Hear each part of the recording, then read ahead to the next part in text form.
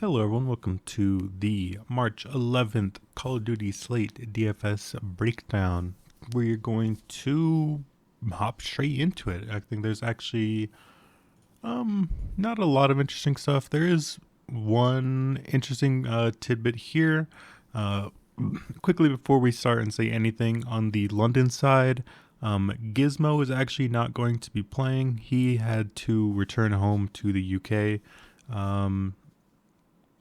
He don't think there's details out on it, but I believe it's just some sort of personal family matter. It's apparently pretty urgent, so nothing but love out to him. It's very unfortunate to have your uh, amazing rookie season kind of derailed by that, but obviously life will always come first in that aspect.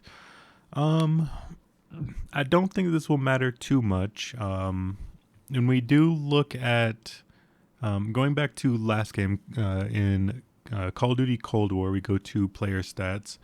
Um, as you guys can see, same names up top for sure. But the one I wanted to highlight was in here somewhere. Yeah, he's there. There he is. Paul X right here. Um, I don't know. That's towards about the middle of the league. Um, in KD, so they're getting an experienced player. That was Paul X did play for London last year as well. So that's good for them. I think it's hard to say that it's not a downgrade, but I don't think it's going to be that big of a deal. When I saw the news, I did just kind of snap bet New York money line just because I knew the odds were going to shift in that way. I got New York at plus 225, I believe, and I think they're only moved down to about like plus 200. So the slightest bit of closing line value we're getting there, but yeah. So just keep that in mind. Don't play Gizmo tomorrow. Nasty Zero and Afro still fine to rev up. I still like them a lot. I guess I didn't open up odds, but yeah, we can look at that. So there we go. So yeah, I guess the odds have tightened up a little bit. Like I said, I had New York money line. I bet them at 225. They're now down to 165. I think London went from like minus 330 or something down to 230 as well. So pretty decent line movement, but I still think this is relatively fair. As you guys can see in the other two series, these are pretty close here as well. We have Seattle slight favorite over Boston, Florida slight favorite over LA. I think this is going to be a pretty interesting slate. I'm actually looking forward to this. The only thing is there was like no time off in between the championship games and then the start of the Major 2, the second second regular season, I guess you could say. So we have March 6th is grand finals, and then we're starting right back up on what? No, these are. I guess they haven't updated the second part of the wiki. But yeah, we're starting right back up on the 11th. So not even a week off, no days off. They fly home and then the grind continues. I think what had happened was they had the week off before the major tournament, and then which is weird. Like you never have your like mini off season before the finale, before playoffs. Like it's just weird. I'm not sure what happened really, but yeah, I mean that's just kind of what happened. So no days off. They have this big draining LAN event. Everyone flew out to Texas. Now they're all returning back home. I think a lot of teams do play out of Texas, but I know like Atlanta FaZe play out of Atlanta. I believe both of the LA teams are in LA. I think New York's in New York. I'm not sure about the rest. Maybe Boston's in Boston, but I mean, obviously Paris Legion are not in Paris. I think Toronto might actually be in Toronto. I'm not sure. Yeah, I'm not sure with a lot of these teams. So yeah, I mean, it's still travel regardless. So all the teams traveling, returning home, all that kind of stuff. So something to maybe keep in mind. The reason I mention that is because I don't think there's going to be like a lot of changes, like maybe how you could expect. There was a couple roster swaps. I think one of them was just this London one with Gizmo having to return home.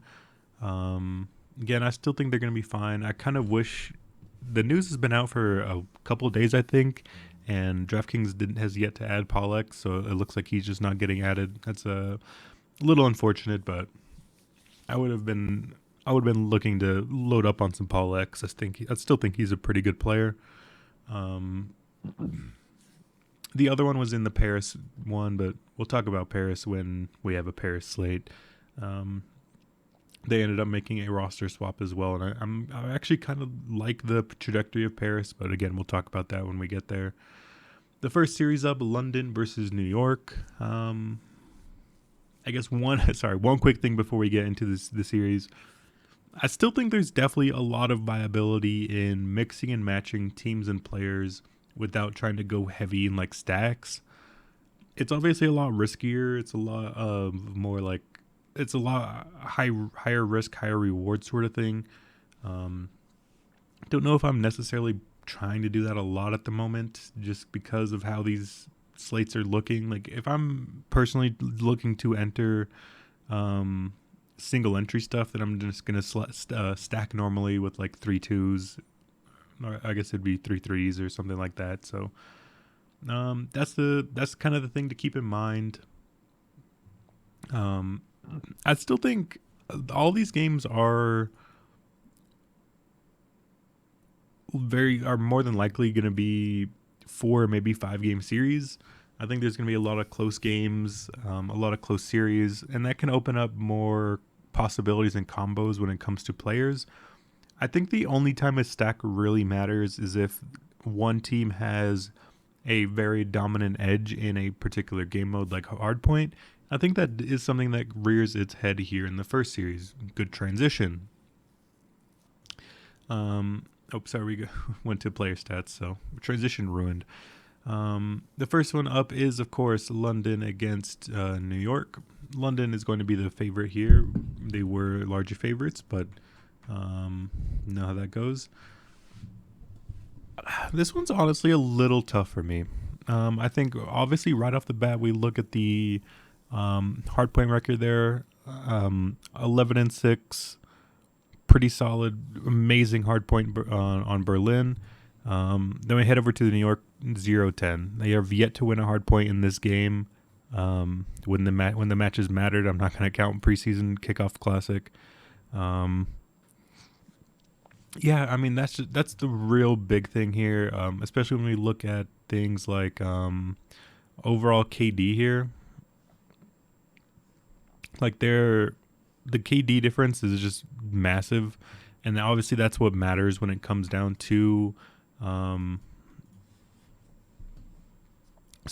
it comes down to DraftKings scoring. Like there's nothing for players other than kills, deaths, and I guess hardpoint control time does factor in, but it matters so little. Like 3 kills is the same amount as like a minute in the hill, and a good hard point you get 2 minutes in the hill. So in average, 6 kills is like that is a good bit actually, when you word it like that maybe, but it's just not a priority. I think pretty much the only thing that matters when you're making these Call of Duty lineups on DraftKings: kills, deaths, and score, and like overall scoring. Because there is something a little deceptive, I think, with overall kill to death ratio, because some slow AR players like Methods, Arcides, to a certain extent, players like Awakening, they can have good kill death ratios, but overall the amount of kills that they get is relatively low. So even if they do have, a higher kill death ratio, their points isn't that great because, again, low kills overall. They're just not racking up a lot of score while, navigating the game. So yeah, I mean, honestly, this one sounds a little crazy, but I think I'm going to just kind of take the underdog shot here with New York. I know I sound probably a little crazy. I But I was on them against LA Thieves. I think something similar could be had for London. Again with London, Afro's super underpriced. He's at 94. All the ownership is going to be really heavily condensed, I think, on the London players again, because Gizmo's not playing, so their most expensive player is already out of the player pool. Afro's just simply mispriced. He should be more expensive. We saw some good numbers from Zero. Nasty's a good pay-up option there as well. So I just imagine ownership will be pretty condensed on the London side. And I honestly have been relatively impressed with New York's play as of late. I think they have, I don't know how, again, this is a little tough because if they had a week off, if there was a break here, I would have more faith in New York because then they've had a little bit more time to practice. Just a little bit more time to kind of get everything situated for them. Not having a break, they're just going straight from the major on the weekend, fly home, then the season 2 starts up again then very next weekend. It's just tough. It's tough. Like they've had very little time to actually learn and improve. With that said, I still think that this 0-10 feels a little deceiving. They've had a lot of close games. Nothing went their way. Again, they are getting outslayed really heavily. That's definitely a concern. But I don't know. I just feel like London, although I think they still are a really good team, I definitely was on them early. I was a proponent of the London team. I just feel like this one's a little closer, and I just feel like at some point, I mean, New York have to win a hard point. Like they have so many close games. I feel like it's clicking a little. I've been impressed with them more so lately. Again, if you look at their matches as well, they've played LA Thieves, good team, Atlanta, good team, LA, good team again. Seattle, this is when Seattle was really good. So this Seattle team is much different than the Seattle team we're seeing now. This is like the hottest team in the league, Seattle. Then I feel like the only two like reasonably close matchups were the LAG and Boston ones. They obviously beat Boston and lost to LAG, but I mean, I just feel like this one's still pretty close. Like, and I feel like New York again. I feel like they're just kind of on the up and up. I feel like they were putting things together. I was just more overall impressed with kind of eye test of their game lately. I just feel like they've been improving. I feel like it's going to happen soon, and I think I'm just gonna try to be there when it does happen, when they do win a hard point, when they do put together a series win, have some decent scores. We look at hard point kill death ratio. It's Hydra, Clayster, Crim, Royalty. In that order, obviously a big gap after Hydra. I'm definitely going to be looking to get in some Hydra. Yeah, his numbers are pretty good for how bad they are. Again, they've won 3 out of 16 respawns, and he's still positive in both game modes. I think he's still a magnificent player, probably like a top 5-ish player in that range, top 5 to 10 conservatively. So I still love Hydra. I'm lock and loading a lot of Hydra today. 94, I think he maybe gets priced out of a lot of lineups, but I'm fine with that. I'm gonna go to him pretty heavily. I think he's gonna be. He alone will still drive some ownership because of his numbers and stuff. I think he just possesses a lot of upside at a pretty low ownership. So that's just kind of what I'm liking to see. As far as pairing him up with who you want to pair him up with for stacks, that one's a little tougher. It's definitely, I think, between Clayster and Crimsix. Neither have been performing that great as of late, but I might have to lean slightly towards Crimsix. I think mainly when you do look at the big difference maker here is the control kill death ratio. Crimsix has actually been pretty good in control, as you guys can see, 1.13. Actually pretty good with engagements here as well. Relatively decent engagements per 10 in hardpoint as well. I feel like he's a little bit more likely to to get there as the second member on New York. He's 6K or something. No, he's 74, so actually not even that cheap, but I still think that's fine. And I honestly will probably lock and load some New York 3 stacks. I'll probably get to Hydra, Clay, and Crim, honestly. Again, I just feel like it's coming, and I'll be there when it happens. It might take a while, I don't know. It is super risky. I understand London are the deserved favorites. I don't know. I don't even want to necessarily attribute it to the substitute situation. I still respect Paul X as a player. I just feel like overall, it's just this is just a buy low on New York and maybe a little bit of a sell high on London. And I feel like they're probably a little bit closer in the middle, and we'll just kind of hoping for some variance to go our way. New York has a good day, and we're looking at a different narrative here. So I'm lock and loading on New York again. Pretty risky. I was on them versus LA, but we haven't had spots for them. People are not lining up to play New York. That's for sure. They're going to be really bad in optimizers, other than Hydra. So I would imagine anybody other than Hydra is going to be like sub 10%, sub 15% on this team. I'll just take the shots there. And that also gives you leverage against Afro, who I expect to be the most popular player on the slate. That's just that's how I'm looking. So pretty excited lock and loading that underdog there at the first series, and actually going straight back to the well of looking at an underdog here in the second one, Seattle versus Boston. I'm honestly pretty surprised looking at the odds for this one. We do have Seattle minus 155, Boston the underdog plus 120. Seattle have looked like really bad, like exceptionally bad as of late. They lost to Paris. That doesn't tell you what you guys need to know. Like, I'm not sure what will. Again, we do have a little bit of case of MMA math here. During playoffs, we have Boston. They beat Paris and Florida. They lost to FaZe and Toronto. No shame in that. Seattle lost to Optic. No shame in that. But then Paris here as well. Lost to Florida early on. Seattle, I just think, have been completely overrated for a while. I think it's starting to come back down to earth for them, for sure. I do think these teams are pretty closely connected in terms of skill, but I think this is still Seattle getting too much respect, even at this price and this time.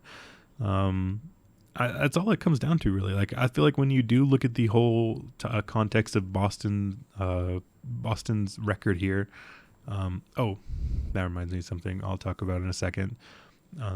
But we have Atlanta loss, Texas loss, Atlanta loss, Toronto loss. The only other outlier being the New York loss. Obviously, a little bad to lose to New York with how bad they were looking. But those are fine losses. Losing to Atlanta and Optic are fine. Toronto, it's a little tough to lose to Toronto, but I believe this was a 2-3-5. Yeah, they won both of the hard points here, so that's cool enough for me. They beat Florida, beat Paris, beat LAG, beat Paris again. Not ideal. They've had 1 3-game series and was getting swept by Atlanta. I don't know. Like, again, I just don't understand why Seattle's getting love here. They lost to Paris, lost to Florida, losing to London and Texas. I don't think is that big of a deal. But they beat New York, Toronto, Minnesota. That was early on. They were still looking a lot different at the time.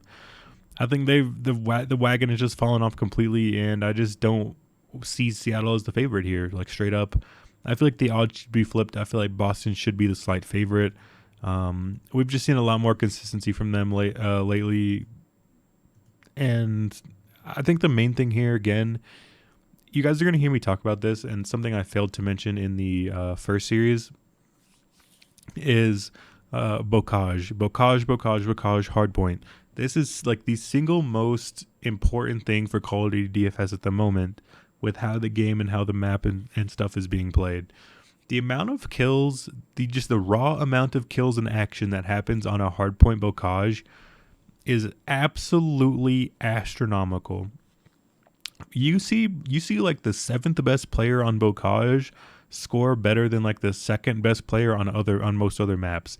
Like, that's the absolute insanity levels of kills and stuff that are happening on Bocage. I'm gonna reference the same stat I made in my last video a while ago, last week, with the amount of 40 kill games that Bocage has had, which I believe is 7 now, and every other map and mode combined is at 1. Like just the raw amount of action and stuff that happens on Bocage matters so much for fantasy scoring. Um, I failed to mention that in the first series. It slipped my mind a little, but London actually bans Bocage. Like that's the map they don't want to play. They're not going to get a part of. So I expected Bocage not to be in the London New York series. I just feel like, again, you obviously need players from other series and stuff, but that's just another thing to keep in mind. Maybe try to go a little bit lighter on that series overall because there's not going to be Bocage, and it really does matter that much. I try to go maybe a little bit lighter in that series overall because of that. I'm still going to take my New York shots because I do think there's a chance that they kind of shock the world and make a statement and make it like a solid 3-1 or something like that. That's just kind of how I'm viewing it. When it comes to this series with Hardpoint, it looks like Seattle are trying to get to Tuscan, and they're gonna either ban Berlin or Goodvutu, I'd imagine. Maybe they'll ban Bocage, although it's unlikely. That's still their second most played map. I would reckon they should ban Berlin. Just looking quick maths. Boston is 3-1 on Berlin Hardpoint. Seattle is 0-2. They could even ban Gavutu because Boston is 2-1 on that, where Seattle is again 0-2 on that. Definitely a possibility. But we just look at Bocage. Boston has still played it a bunch. They're 2-5. They're still going to go back to that well over and over. And I still think that's fine. I like the even if they're losing it, that means they're playing it and they're still confident in it altogether. I like that for them. And Seattle are willing to play it again. They have it as their second most played map. I think if I'm Boston, you probably ban Tuscan and try to get any other hardpoint map. That's just probably what I'm imagining. Is Boston will ban Tuscan, and then Seattle hopefully ban Kavutu, although they might ban Berlin. Boston should pick Bocage, and I'm not sure. I guess Seattle would have to go to Gavutu in that case. Is there really only 4 hardpoint maps, or am I tripping? Berlin, Bocage. Wait, Desert Siege is a hardpoint map? Gavutu, Tuscan? Wait, what? I didn't even know that Desert Siege was a hardpoint map. I've legitimately never seen that played. Okay, well, I guess the pros handshake agreed not to play that, so I don't know. That's a little weird, but legitimately, I did not know that the Desert Siege hardpoint was a thing. I'm not sure on that one. But yeah, apparently that's a thing. So again, if we're kind of just limiting it to these 4 maps that we're looking at, I just hope we get to Bocage. I just hope Boston pick it, and that's the side I'm going to be on. We'll talk about players later, but I like pretty much everyone there on Bocage. I think they all have ways of getting there. I think, again, it'll probably be pretty pricing dependent. Narrow's pretty expensive, but Caps it all super affordable. Same with Methods and Tej. Under 7K for both of those guys. I'd imagine they'd be relatively popular, but I'm fine eating that chalk. Just because, again, super cheap can enable a lot of other things in your lineup. Heading over to the third game, Florida versus Los Angeles Guerrillas. This one is another weird one, and you guys can call me crazy with this, but I'm actually going to fire up a third underdog here.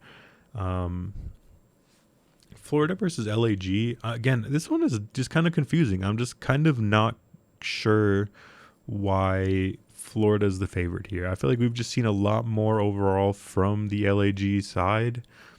Again, both bad. Actually, I don't know. We'll look at the stats here, but I guess, I don't know. When I saw the names, maybe kind of changed my look a little. So LAG, they've lost to Boston, Toronto, Minnesota, London, and Minnesota. Those are not great. They have some pretty sick hardpoint kill death ratios though. Again, same thing here. So Florida looks like they're perma banning Berlin hardpoint. It looks like LAG like Berlin, but they're on fantastic on it. I really like the Florida bans here for DFS stuff. They ban Berlin, which is like a hardpoint map, but they will pick Bocage no matter what. Like over half of their hardpoint games are on Bocage. LAG are fine to fire up Bocage as well. Yeah, I mean, I'm fine to fire up both sides here. I don't think I will. I'm going to have to make a decision. I don't know. This one's tough. Here, let me look at just online stuff because I think that does matter here. So yeah, well, LAG actually crushed online here with hard points at least. When you're factoring LAN, it's like a whole different story. That's crazy. Okay, so yeah, I think that's enough for me to look at this differently. I think the main separator here is again the overall kill death ratios and stuff. I do think this again is a pretty close series. I feel like I'd kind of just flip the odds here. Florida had not really shown much, honestly. I mean, I feel like LAG arguably haven't shown much either, but they're at least decent in hard point here. We're probably going to get a Bocage. Yeah, I think all things considered, the LA team, their kill death ratios are pretty high. Their hard point record is really good, and that matters. That makes up like most of the things that we're looking for. And two, I don't know. I said two. It's like my fourth point, but the last one being that LA or Florida looks like they're just perma banning Berlin. They're picking Bocage. LAG, we're going to probably decide between Gavutu and Tuscan. They'll ban one and pick the other. Hopefully they ban Gavutu because Gavutu is a pretty bad map when it comes to hardpoint stuff or hardpoint scoring for DFS purposes. Another map thing that does matter, but it's impossible to predict really. Well, in some circumstances, but the point with on control, the control map matters as well, but the way the control map is decided is there's two control maps. There's Gavutu and Tuscan. The problem is that whatever team wins the coin flip gets to choose what control map they play.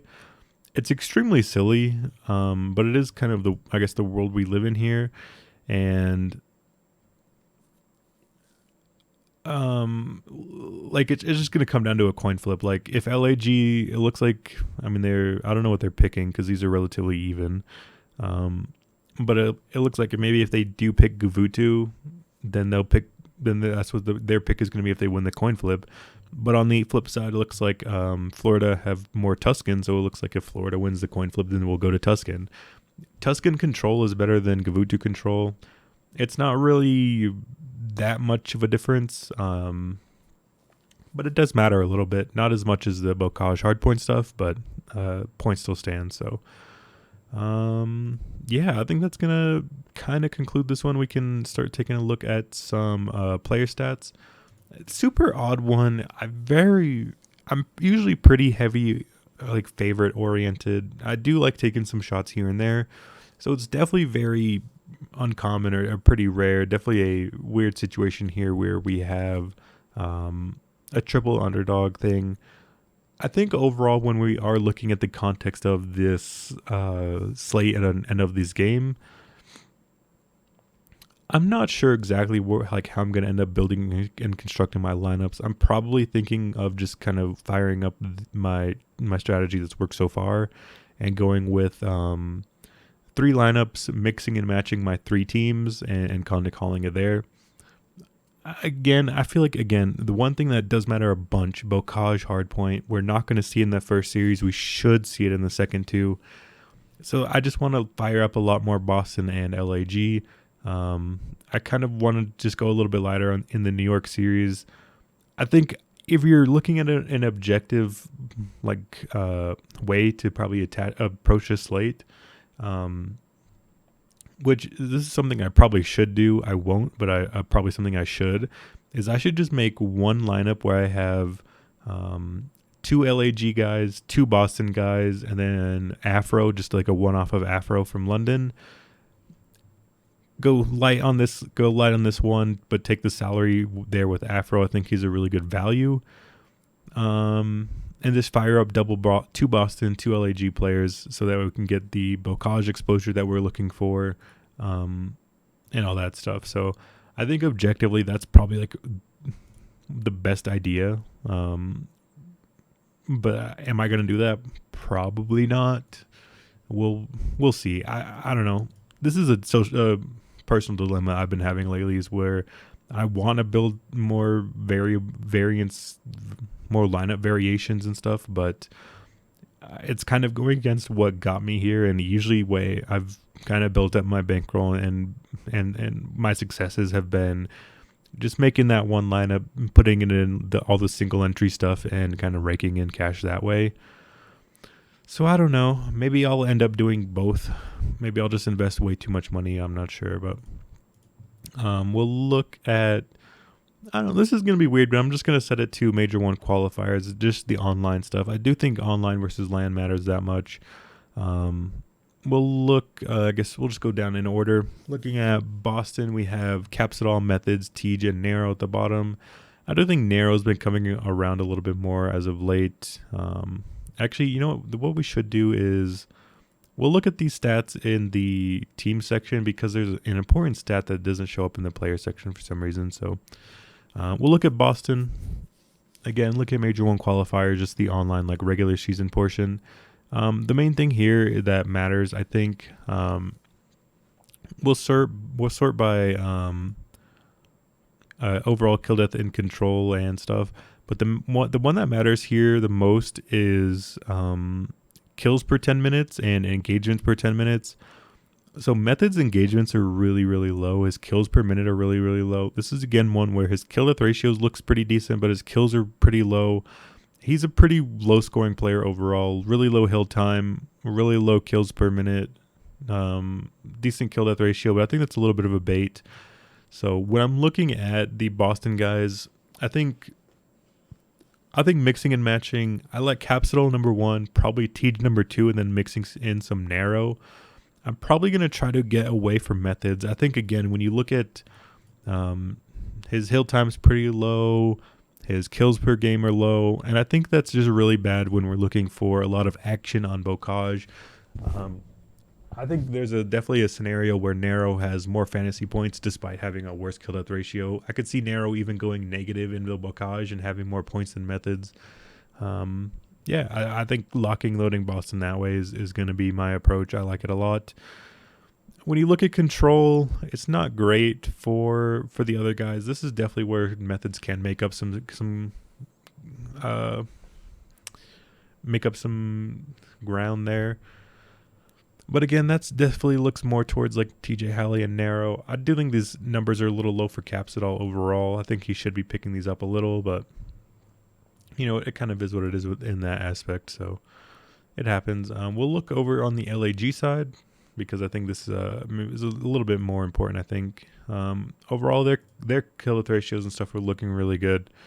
Their numbers are pretty insane when it comes to that regular season. They played 7-2 in hardpoint, and somehow they had really decent control numbers despite losing a lot of them.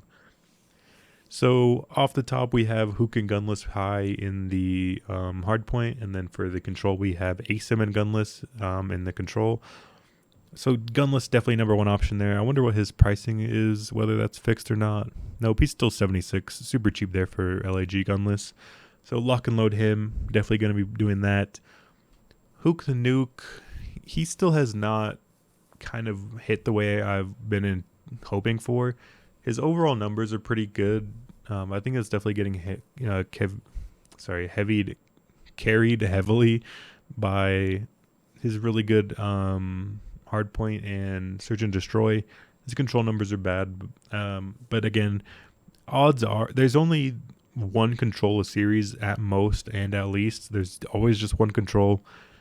There's at least one hard point with the opportunity for two if it does go to a fourth map, which is relatively likely in these series. So valuing these hard point stats a little bit more does make more sense. That's again kind of why I'm leaning a little bit away from methods. That's probably why I'm going to lean away from slasher here as well. I do think if I'm locking and loading people, it's going gunless, and then it's kind of tough from there. Probably Hook, but he's again pretty expensive still. I think it's just kind of everyone but slasher. He's again one of those people that's really slow paced. You look again, 23.4 kills per 10. Hook gunless up there pretty much. ASIM has really high potential upside. He puts up crazy numbers when he's feeling it and feeling good. Definitely potential for that here. Still unlikely relatively, but he can maybe salvage a little bit in the control. Like the control does matter, but not as much because there's only one control with the potential of two hard points. So yeah, I think lock and load gunless, probably mix in Hook and ASIM. Slasher would probably be the one that doesn't make the cut for me. So yeah, just trying to get some game theory going, trying to get some a certain way of playing these games and play these slates. I think this mathematically, I think these things make sense long term. So we're gonna try to continue to fire these in. So again, if I'm looking for like a decent straightforward build, probably like good for single entry, maybe that's probably just the only place that makes sense. I would probably just go one off Afro, fire in 2 Boston, fire in 2 LAG. I mean, they're both underdogs, so I'd imagine they'd be pretty unpopular together. But I think that makes sense. I think I like Boston. I feel like they're getting mispriced here. I feel like LAG is mispriced here. And those are the shots I'm taking. I like going heavy in these games as well. We went over the Bocage stuff. I don't know what I'm going to end up doing. I think there's a very real possibility where I don't have any London or New York in a lot of lineups. I think London is super expensive outside of Afro. I might do like a mix and match, try to get like a one-off of Hydra maybe. I'm not sure.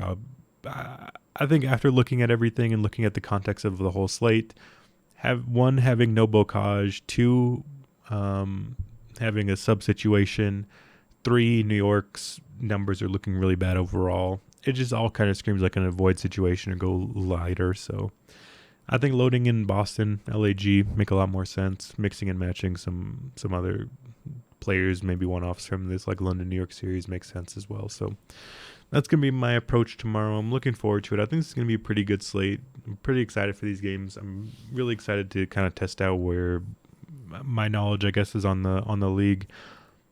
Again, I'm just kind of surprised Seattle's the favorite over Boston. I'm surprised Florida's the favorite over Seattle or LAG here. So I'm excited for it. I think there's still definitely a chance where New York is live as well. So that's going to be my approach. Best luck to you guys. We'll come back again tomorrow with the Saturday slate of Call of Duty action. So yeah, best of luck, and I'll see you guys then.